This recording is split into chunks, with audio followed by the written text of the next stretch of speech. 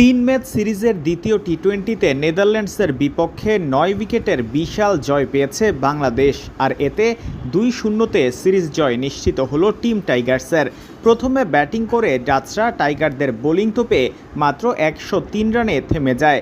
সর্বোচ্চ ৩ উইকেট শিকার করেছেন নাসুম আহমেদ, আর মুস্তাফিজ ও তাসকিন নিয়েছেন ২টি করে উইকেট। লক্ষ্য তাড়া করতে নেমে ৪১ বল হাতে রেখেই জয় তুলে নেয় বাংলাদেশ। তানজিদ হাসান তামিমের অপরাজিত ৫৪ রানের সঙ্গে ইমনের ২৩ আর লিটনের ১৮ রানে ভর করে ৯ উইকেটের বিশাল জয় পায় টিম টাইগার্স। এই জয়ে সিরিজ নিজেদের করে নিয়েছে টাইগাররা। এবার লক্ষ্য ডাচদের হোয়াইট ওয়াশ করা।